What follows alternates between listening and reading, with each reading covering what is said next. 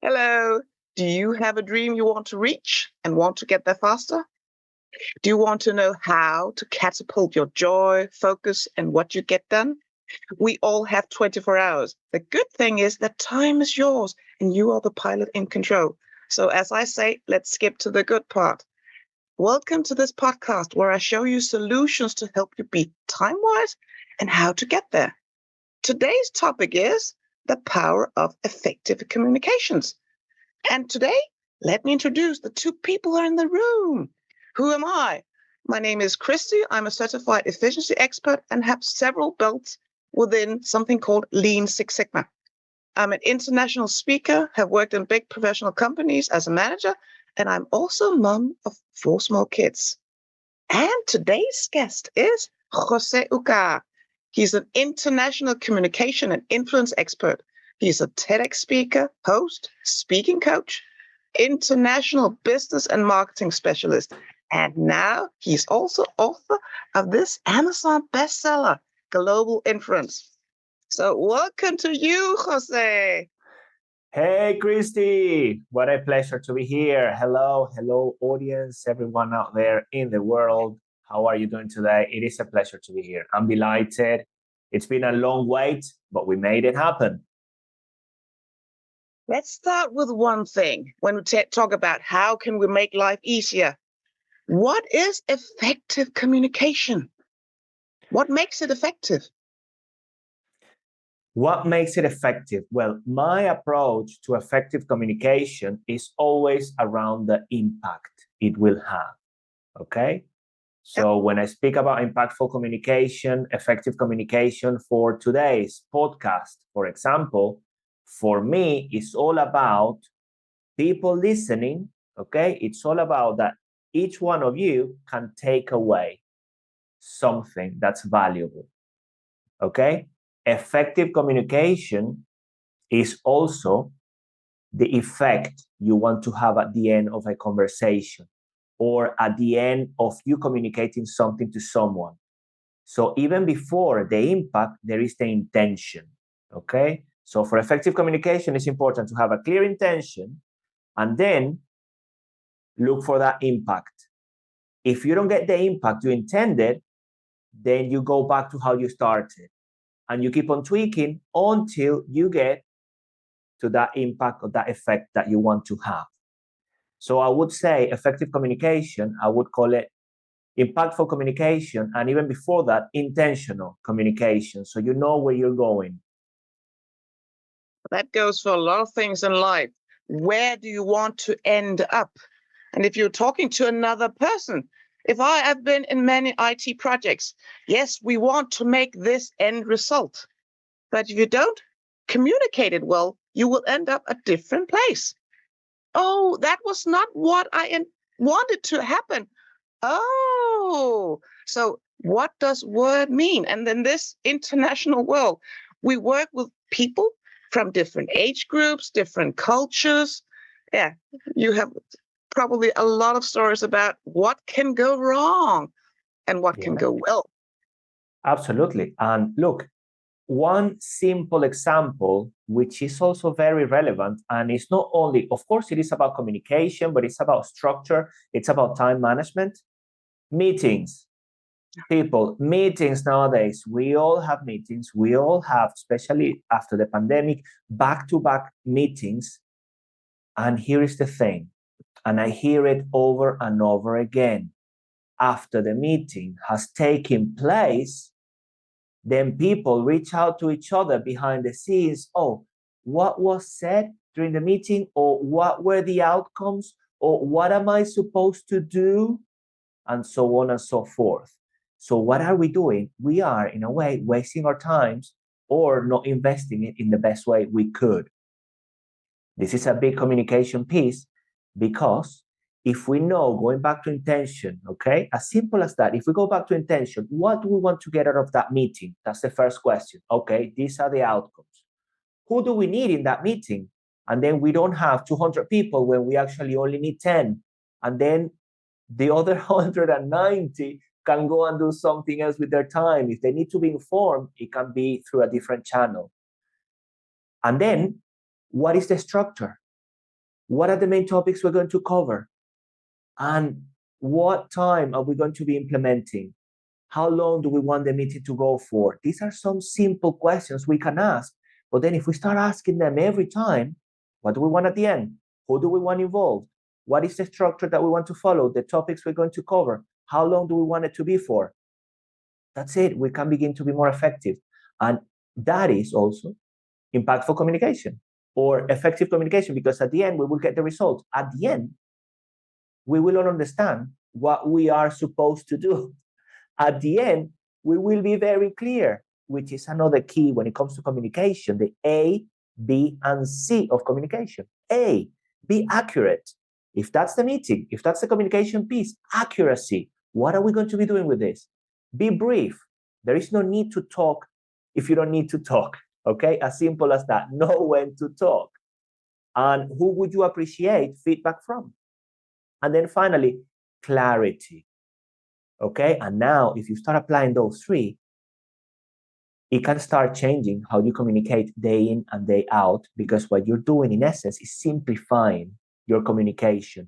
So if you have an accent, you use the ABC.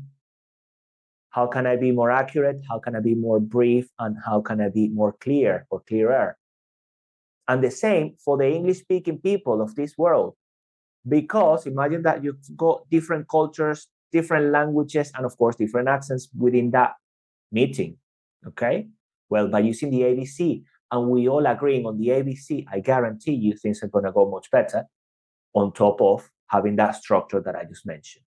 So there we go, a very common problem, Christy, that I'm sure, you know, we all face one way or another, and the solution is not too complicated, is it?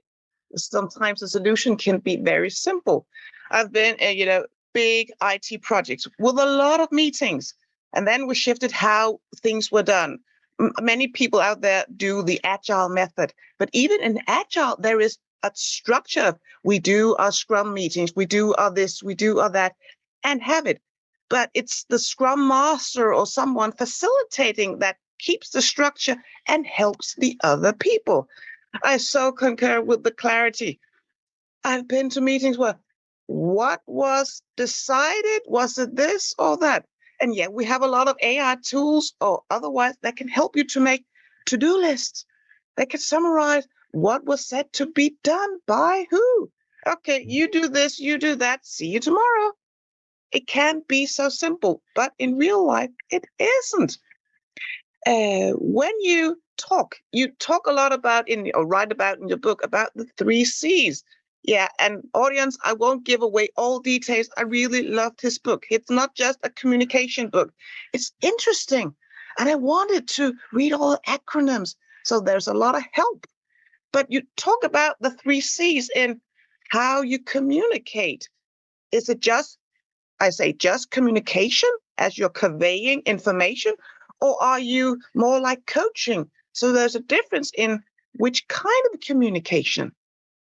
How did you come up with the 3 C's? How did I come up with the 3 C's? Yeah, that good idea. Yes. Well, working with lots of people throughout the years, I've noticed patterns. Okay. And what are those patterns? There are many people, okay? And I'm going to be making some generalizations in order to understand this. But then in the end, when it comes to communication, especially one-on-one, you need to adapt to that individual, okay? So we will remove any labels. But making it more generic, there are many people that in their communication push a lot of information, okay? That's one of the 3 C's. They push a lot of information, and that is the conveyor, speaks, passes on information, is the feedback, but then they stay there. Then there are other communicators that tend to be more on the coaching side of things. So it's more about pulling, asking questions, empathizing, wanting to understand. At this point, I'm not saying one is better than the other, okay? At this point, I'm just highlighting those patterns that I've noticed. And one thing I haven't seen very often, which is the final C, which is the challenger, one thing I still don't see very often is our ability to delve into difficult conversations. Okay? So when I decided to go for the 3 C's, Then the conveyor, it's important that you know how to convey information, that you are persuasive. Okay, it's important that you have a structure for delivering feedback that can impact behaviors. It's important that you have the ability to communicate, okay, even if you feel a bit uncomfortable about it. At the same time, and I want you to start combining the concepts, it is important that as you are pushing this information, as you are conveying, you also have the ability to pull and ask some questions, which is the coaching. Every now and then, to gauge, to gain more information about how that person is processing. And then when you're doing these things, there will be disagreements, which is the final piece, okay? There will be disagreements. There will be things that you agree with, you don't agree with. I didn't like the way in which you presented that information when you're conveying, or why are you asking me these questions? And that is when the final C combines all of it, because then you delve into that situation. But to delve into that situation, it takes a lot of self-regulation. Self-regulation, people, which in essence is dealing with our emotions and dealing with the responses we're getting, with the feedback we're getting from the other person, and being able to take that in, take a step back, slow down, and present a communication piece that is relevant, that is well thought out, and also that it has an impact on the other person without emotions. Yes, we will have emotions, but you will try to be as assertive as possible. So now, when we begin to communicate internationally or, in the office, it doesn't really matter. Then, you convey information, but then you pull information from coaching, and then you delve into conflict and self-regulate. And that is a loop. It's always happening. You're always doing those on a day-to-day. You master you're this. not just doing one thing, you're doing a different piece of each of them. And as you said, communication is about using your mouth. The coach is about listening with your ears. And the challenging, that could be interaction, but it could also mean you're like a review. You're doing quality work for other people. You are communicating like, okay, could you do this instead of that? This is good, this is bad. So that could be a way of challenging other people's products as well. So it's the interaction piece. But I love the way you make the world of communication so simple as saying 3 C's. It's easier to remember. Oh, yeah, there's the difference. Many use the word coach as in I ask people. There's the other word, mentoring, where you help people to what they do. But that is your conveyor bit. Give information. Oh, I love it.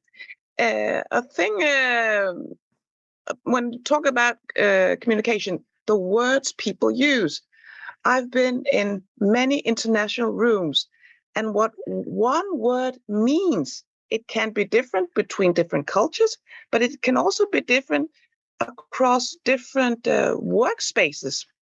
Let me give you an example. A conductor, I think that's the word, where you have an orchestra and there is a conductor doing, like this and that.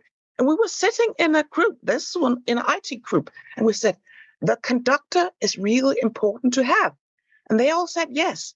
And then some of the newbies in the room said, what?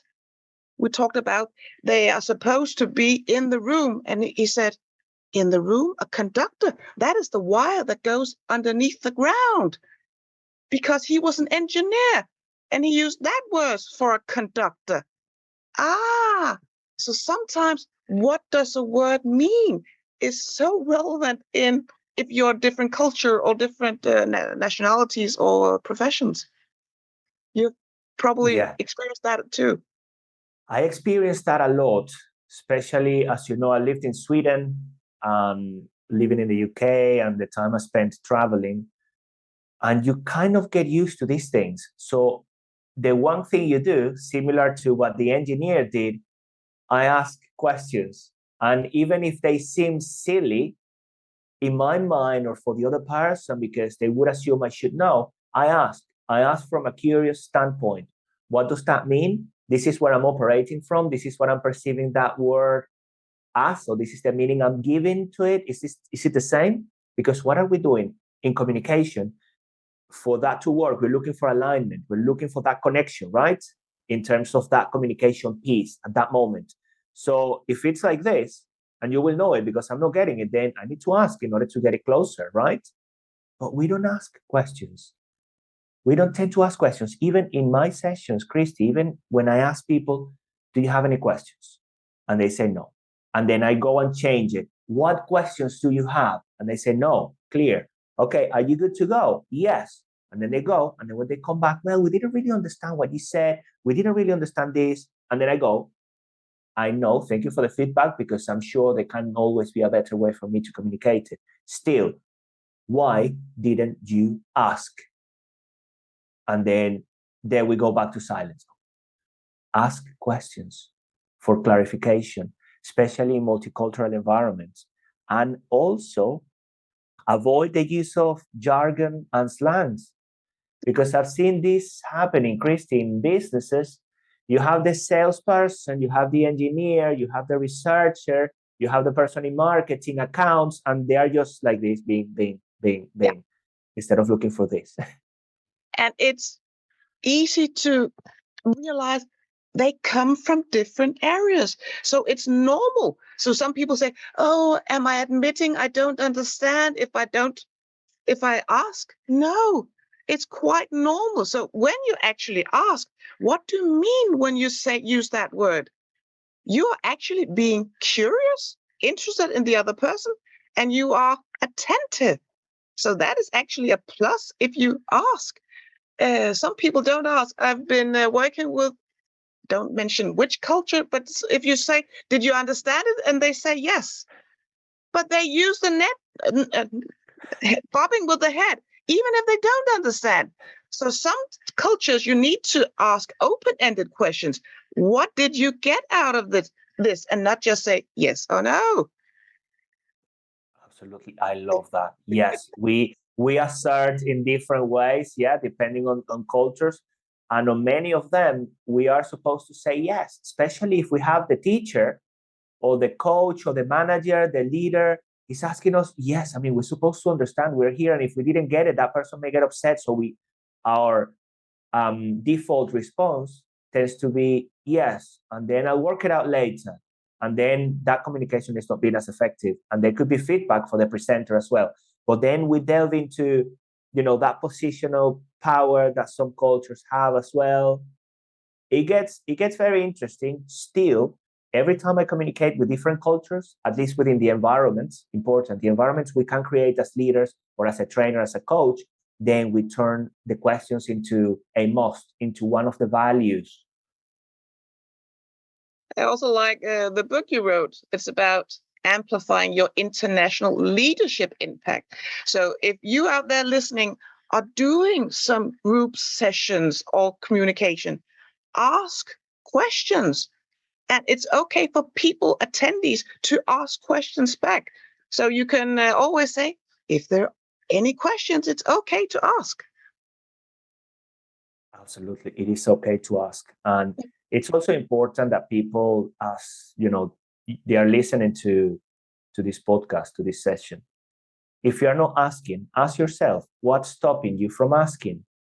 Is it fear? Very likely will be fear. Is it fear of rejection?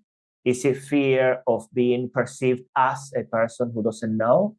Is it fear of, what else could it be? Is it, well, what kind of fear is it? Or what else could it be that is stopping you from actually asking a question? Because then once you understand, then you can begin asking those questions and overcome these boundaries or these obstacles, because we need good questions. And one of the key traits of good leadership is the quality of the questions you ask. And taken beyond leadership, apply to your day-to-day interactions, to your relationships. I will say it again, the quality of the questions you ask will determine the quality of the relationships you have. Because in order to ask good questions, you need to be present. You need to be in the moment for that person or for that audience. You need to be there. Nothing else going on here. You're there. Focus. And for that to happen, and when that happens, you're listening, you're taking in information, and then you begin to formulate very good questions that can help the audience or that can help that person to improve. That is also another version of effective communication. It's not about saying, it's the listening piece, being present and then asking a good question. You are so right. A lot of communications, and to make it really effective, if I want to learn from you, I need to listen with my ears. But people are wired differently. Some people are thinking a lot in their head and they need time. And as a project manager, I needed to, okay, these three guys or women, they need to think about it. So let's reschedule and meet up tomorrow. And you can think about it. I give them room to think about it and then return into space. So think about how your audience think, because when you're in the room listening, you need to think or listen to what is being said and not thinking about, oh, I have to do this in the next hour. That is not attentive and that is not effective. And so a good thing.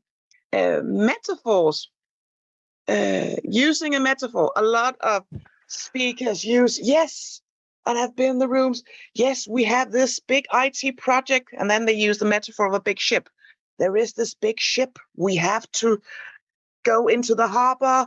We have to, no stopping. And I was on the quality side. Yeah, but there is no water. And then they said, okay, she understood my metaphor, but to get back into his communication, I had to get into his metaphor. So using metaphor can be good, but it can also be difficult. Oh, I really like that one. I really like that one. And what you've done, I think it is fantastic, because then you are finding that alignment and communicating back to them using the metaphor. I think one thing about metaphors, it's just like, again, it is a communication piece. It's important on occasions to clarify things. Okay? For example, I was listening to the radio not long ago, and there had been a dam, yeah. So water, holding the water, I think, yeah. And it broke somehow, and all the water started coming out. That was outside the UK. I'm in the UK at the moment. And the reporter was, saying, well, so many thousands of cubic liters of water are now inundating, etc., flooding everything. And then the person hosting the program said, okay, hold on for a second. So that amount of water, just to put it into context for the audience in the UK, that would be the equivalent of 10 versions of the Loch Ness up in Scotland. Right, you see, you're using a bit of an analogy, which is metaphorical, but you bring in that data that doesn't really mean that much into perspective for these people to understand this. So you see, the process is a bit different as opposed to just bringing a metaphor because it sounds, nice or easier to understand, and you could be missing out on clarification. So you're missing out on the clarity piece on the ABC, for example. So but that's a good example with how much water. I've heard a lot of news. They talk about it's equivalent to 10 football fields, because many people know how big a football field is. So how much was destroyed or built? Oh, it's 10 football fields. And then people go, oh, that's a lot. So that's a way of getting more effective when you talk to other people. I've been, after a meeting and you talked about the ABCs and the clarity, I've been attending a lot of events, and people after a 4 or 5 hour event day, they're saying, I learned a lot. Can I remember it? Many people say, some of it. So this is about repetition of what you have learned. It's good to take notes, but I've been known for making notes and even making one pages. So for a full day event, I made one pager, a front and a back, with keynotes of all that has been said. And people in the different groups are saying, I love it. It's easier to remember. Yeah, that was said. That was the conclusion. That was the task to be done. So it doesn't have to be 50 pages of summary. Sometimes less can be good. Simplicity can really help and go far. Christy, less is more. Yeah. And this happens, imagine I deliver on occasions training days, and we run for 2 days. So by the end of the second day, yes, there is a lot of information that has been covered. Even though I provide a few things on the slides, I provide a few things on the flip chart, I provide a workbook, I do lots of different activities for them to apply. Okay, so just to make sure that that knowledge begins to stick throughout my time. I'm planting seeds. How are you going to be implementing this that we cover? Think about it. How are you going to be implementing this? Think about implementation, action. Still, I also highlight people, if you walk from this session today, okay, and when you go back to work tomorrow, you decide to apply 1% of what you've learned, okay? Just pick out of all of it, just pick 1%, one little thing, and do it, okay? And begin to apply that 1% daily. And then you will see the results in a year's time. Instead of wanting to bring it all and you don't know where to start, just grab 1%. The main takeaway, apply it, make sure you become very good at it, get back to all of that content, pick another one and another 1%. You see, tiny little steps will get you very long, but it's about implementation, and bite-sized chunks can help, which is similar to what you just said.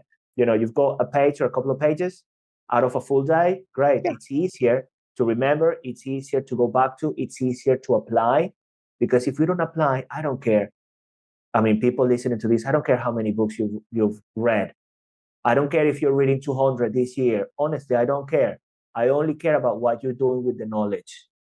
And it's all about implementation, because yes, if you've attended a session with you or an event, information you retain goes down, and it goes down quickly. Yes, you can make repetitions and then you can get it up again. But the biggest thing of learning is about doing. Clarity comes from doing things. And perhaps it's not right the first time. And then, okay, rinse and repeat. Do it again, do it again. And some people say, I get overwhelmed. Then you're taking on too much. Prioritize and take this first. And if you're saying, oh, I want to do everything, again, think what to do first. The other things can come later. You're not saying no to them. You're just saying later. So pick one and focus. I love your focus on that one as well.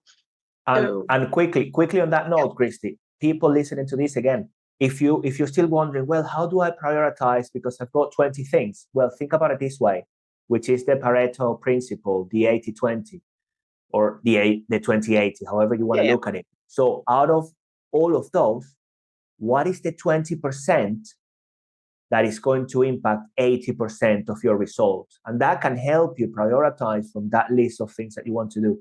That can help you decide what that 1% will be. There's always a way.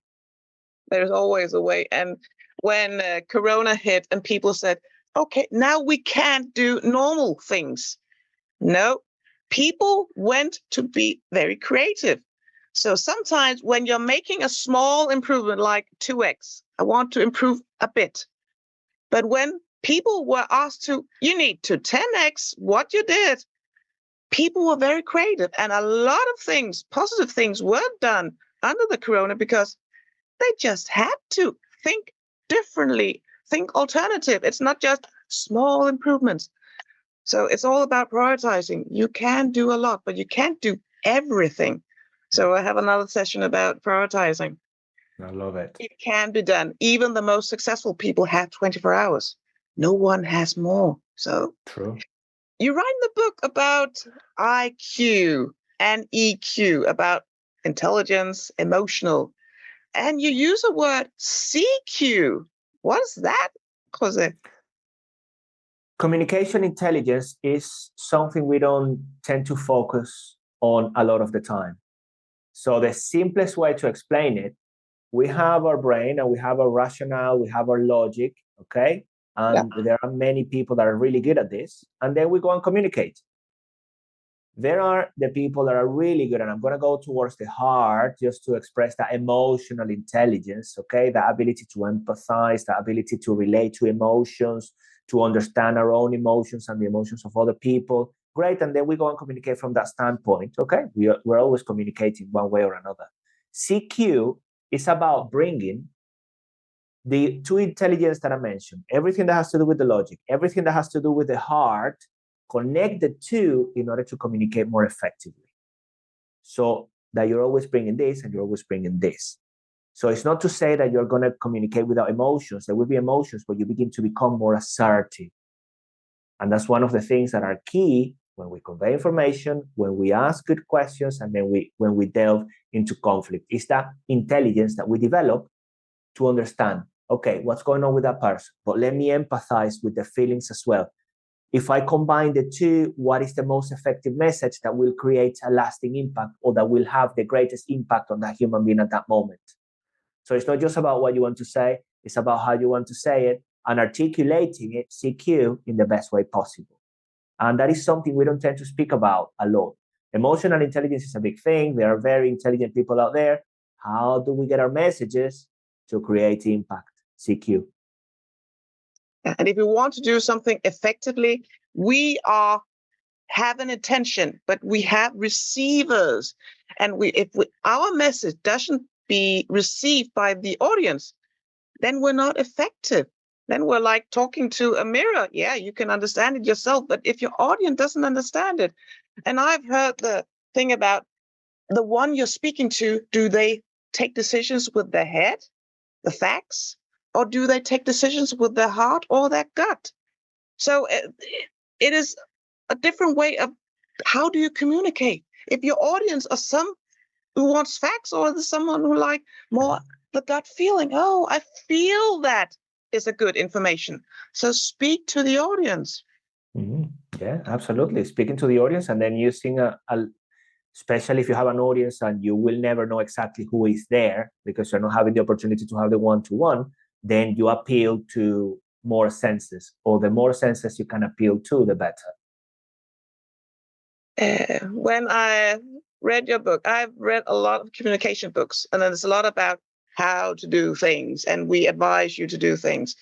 What I like about your book is you use a lot of acronyms. I won't go into details, but like the Simpler, the Foam, the Taco, it makes, and it's even for people who are having businesses. If you use acronyms, it's easier to, oh, yes, like you said, the ABC earlier. Oh, the A, and yeah, I remember. It's about making it easier. The taco. I like the taco, and yeah, and people are saying, are you an avocado or chili or vanilla? Then I was smiling and say, okay, I can see that. It's more like, who are you as a person? Who are you talking to in the audience? So can you elaborate without telling the whole secret in the book about the vanilla avocado? Oh, where do I start? It's I'm so going to start. fun. Well, I'm going to start on that note, the fun part. I'm going to start with authenticity, which in communication is very important. And I wanted to write my book, and I wanted, the people to, as you said, to experience something a bit different. It has to be fun for me because I like having fun in what I do. I like communicating, but also having a good time. It's one of my values. So if I'm going to be authentic, I had to stick to my guns and make the book in the same way. I'm very much aware of the mind's ability to disconnect, okay, after it's bombarded with lots of information. So as a communicator, I don't want to bombard you with lots of information. I want to provide you with things that are easy to remember.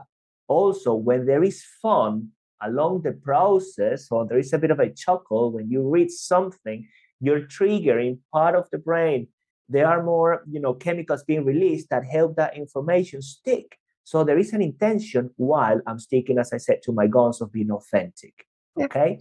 Now, if I go to some of the stories and the analogies and the vanilla, I really liked when I visited that ice cream parlor in Venezuela. I really liked what they stood for. And this ice cream parlor, what they did, and I could also relate because the business was started by a Portuguese immigrant living in Venezuela. And they started with the regular vanilla, the chocolate, the ice cream. And from there, they started to explore, to innovate, to try new things, to dare. And eventually they won the Guinness World Record for having over 800 different flavors. Yes, so over 800 different ice cream flavors. So from there, I started thinking, how can I be less vanilla? How can I help people to move away from what I call that adopted authenticity? That thing that we think we are, but we aren't really exploring. And I keep on doing this. We aren't really stretching. We aren't really going beyond. And then from the vanilla, I started thinking, what am I experiencing in my human interactions with people? Out of all the travels, out of all the different engagements that I've had, the good and the bad ones, how can I make this engaging, memorable, fun again, and helpful, easy to apply? And I just went, this is where I came from. When I speak to my wife and when we communicate, and the people that have got similar style to her communication style, I just came up. She's a chili. She's pure fire, the way in which she expresses emotions and comes across and all of that passion. Chili. Oh, there are many chili people in the world. There are some countries that have got more chili tendency than others. Okay. I lived in Sweden. What differences did I first experience? Because then things change once you get to know people. Yeah. Wow, things are a bit colder in there. So it would take me a bit of time to create connections compared to some other places where I've been to, especially compared to Venezuela, because at that point I was coming from Venezuela to Sweden, and I started to look for the resemblance in some other countries and cultures and people. Wow, yeah, there are people a bit colder at the beginning. Ice creams, great. But once you get over it, incredible human beings. And between the two, what am I sensing? And I started to remember some interactions that I had with people that are more balanced, that are more respectful, that have got a different level of energy, but still a strong presence. And to me, that resembled in my mind an avocado. And that's how I came up with the three: the chili personality or behavioral style, the ice cream, and the avocado, if you like, in between. No one is right, no one is wrong. It's just for you to understand and adapt your style depending on what you have in front of you. Also, And yes, when you're attending, if we take it in a workplace, if you're at a meeting where you have different, it could be cultures, people, gender, age, people act. And that is the key thing. People act in a different way depending on which type they have. There are a lot of different personality types. And I've heard a lot of them at Myers-Briggs and DISC, but this one is a different way of looking at people. Are you a chili? Are you more vanilla? And it actually, I've been in settings where we've talked about it, and it's fun to talk. Are you more chili or a bit of this and a bit of that? It's a new way of putting labels on people.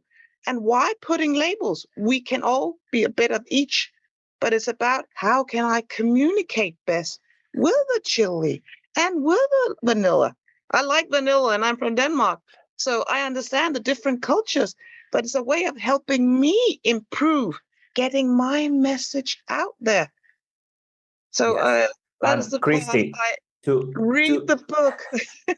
to complement that piece as well, as it is fun to talk about it, it is also, listen to these people, it can also be fun for you to spot it in another person. When you make it fun, you are amused about it. So imagine that you have a person that comes shouting. You're in a meeting and that person shouts at you for whatever reason and then goes, yeah, it gets fiery.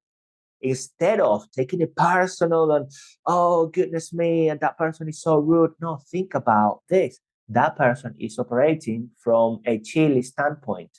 Right away, it takes some of the pressure away. It takes some of the emotions away, and you can become more empathetic. Wow, look, it's operating from a chilly standpoint or a chilly style, whatever you want to call it. And look at that. That person is not reacting. It's more of a on the on the ice cream side. Yeah. So be amused. And that's why I created this, because I want people to be more amused about each other's behaviors. You're amused, you get more interested, the good emotions come in and the bad emotions tend to go out. Yeah, and it's about remembering when you're in the moment, because if you are in a situation where a person is really chilly, arms all over, it's all about how you react and react back. So you can really use it instead of saying, oh no, I don't know what to do. Oh, he's just chilly. Let's take it from there. Find out and ask questions. Why is it chilly? And we are different people. So there's nothing wrong. When I first read it, less vanilla? Why? I love vanilla.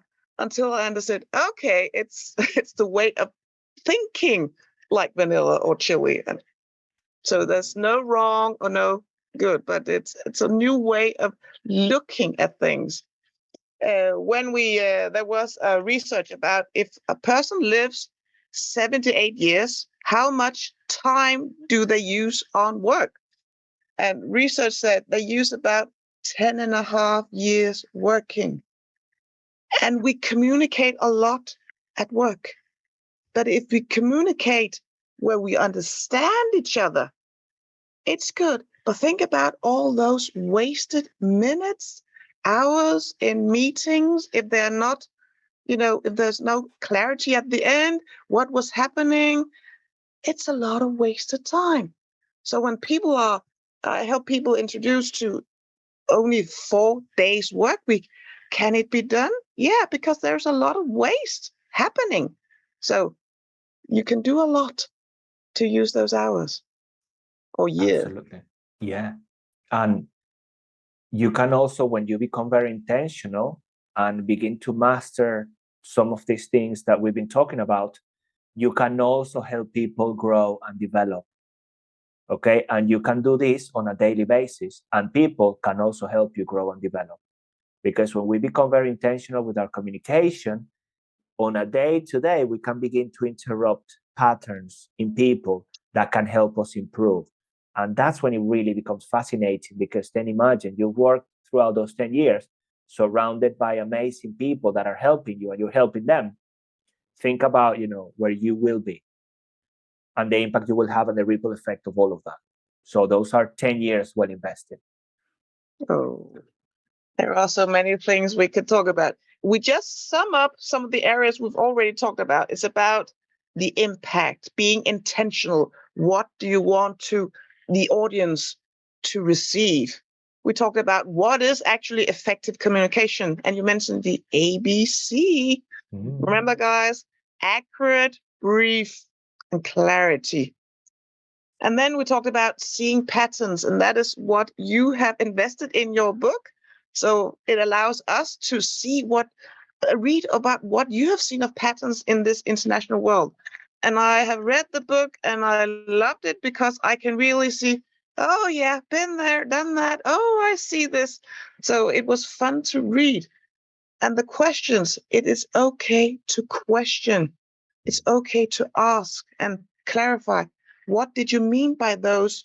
It could be simple words, but if you're from different culture, different age group, it has a different meaning. In Denmark, there is a word about being a bear.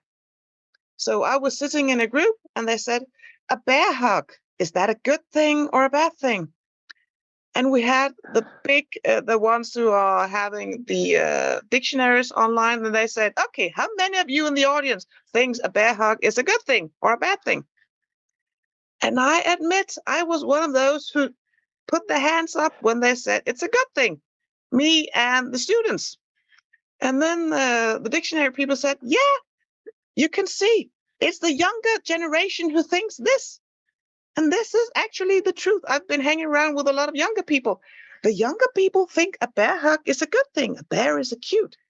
But the older generation thinks a bear hug, that's a bad thing. So even generational gaps. Yeah, wow, good.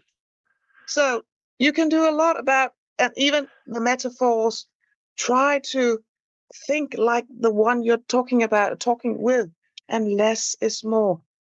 Oh, there is so much. So if people are wanting to hear more about you, beneath this, you can see the links to connecting with Jose and yes, read his book. It's available on all the stores. But what are you doing in the near future? Are there places where people can connect with you or see you, or what is happening? A new book, perhaps? Ooh, no new books for the moment, but that could change because, in the process of being less vanilla, I may decide to write another one. But let's see, not a plan for the near future. People, well, I'm available on all social media channels. And I deliver training and coaching sessions on some of the topics that we covered today. Not just that, but also presentation skills, effective leadership and management. So there's lots of things you can find on my website.